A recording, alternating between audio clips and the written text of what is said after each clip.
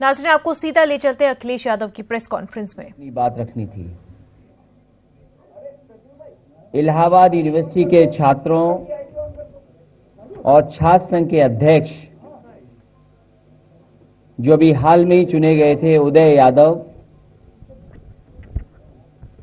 उनके कार्यक्रम में मुझे शामिल होना था।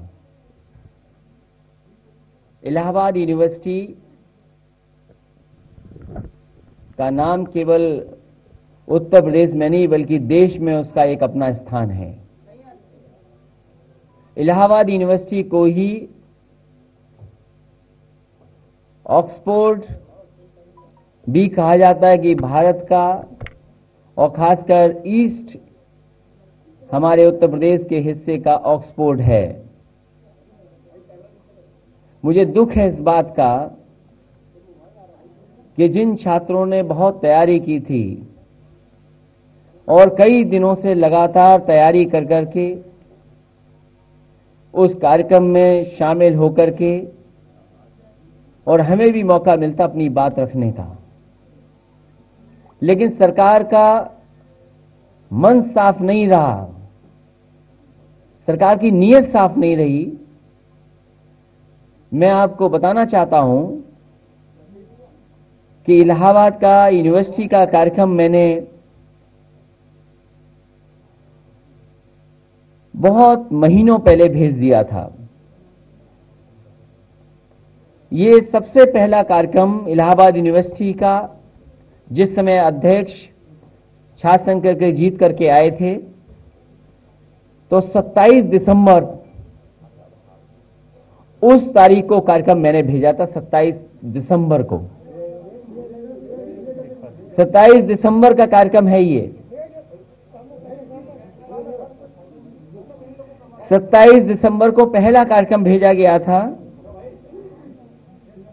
जिससे कि वहां अगर किसी को नाराजगी हो, प्रशासन को कोई तैयारी करनी हो, क्योंकि कुंभ का आयोजन था,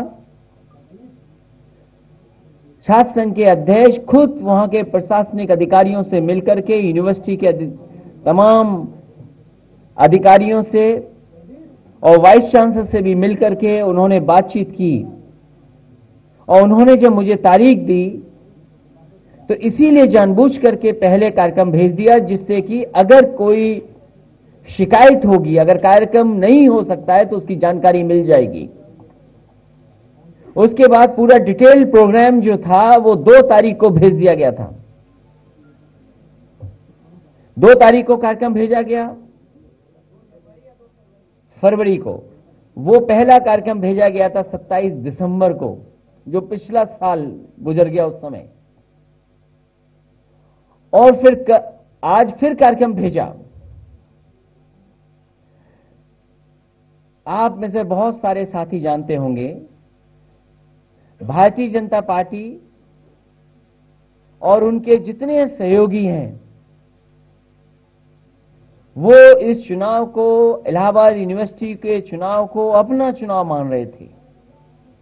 पूरी सरकार चुनाव लड़ रही थी, पूरे मंत्री चुनाव लड़ रहे थे, और जब मुख्यमंत्री खुद जाते रहे होंगे इलाहाबाद, तो कहीं ना कहीं निर्देश भी देते रहे होंगे कि यहां पर हार ना हो। क्योंकि लखनऊ एयरपोर्ट पर रोके जाने को लेकर के अखिलेश यादव मीडिया से खिताब कर रहे थे। नाज़रीन, इस वक्त एक बड़ी खबर सामने आ रही है। आपको बता दें कि गुज्जर तहरीक पर आला सतह की मीटिंग आज शाम 5 बजे होगी। अहम मीटिंग। राजस्थान के वजीर अशोक चांदना ने दिया बयान, कल असेंबली में बड़ा फैसला हो सकता है। गुज्जरों के मुतालबात को लेकर हुकूमत है संजीदा। नाज़रीन, आपको बता दें गुज्जर तहरीक पर आला सतह की मीटिंग आज शाम 5 बजे होगी। राजस्थान के वजीर अशोक चांदना ने बयान दिया है, कल असेंबली में बड़ा फैसला हो सकता है।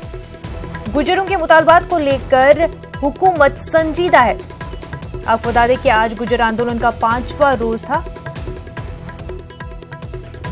इस तहरीक को लेकर आला सतह की मीटिंग आज शाम 5 बजे मीटिंग करने वाली है। राजस्थान के वजीर अशोक चांदना ने ये बयान दिया है। कल असेंबली में बड़ा फैसला हो सकता है नाजरीन। गुजरों के मुतालबात को लेकर हुकूमत काफी संजीदा है। नाजरीन, बिहार के वजीर खजाना सुशील कुमार मोदी बजट पेश कर रहे हैं, आपको सीधा ले चलते हैं। वर्ष 19-20 में वेतन, पेंशन, ब्याज भुगतान एवं ऋण वापसी पर कुल 88,157 करोड़ रुपए व्यय किए जाएंगे।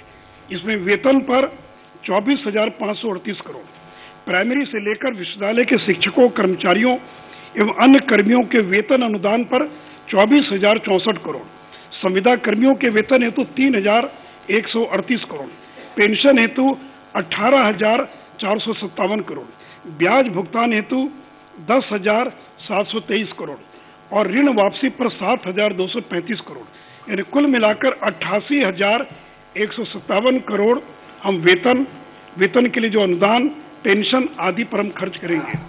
महोदय, वर्ष 19-20 में राज्य के अपने स्रोतों से नॉन टैक्स रेवेन्यू के रूप में 4,806 करोड़ रुपया प्राप्त होने का अनुमान है, जिसमें खनन से 1,600 करोड़ रुपया और ब्याज प्राप्तियों से 2,293 करोड़ रुपया शामिल है।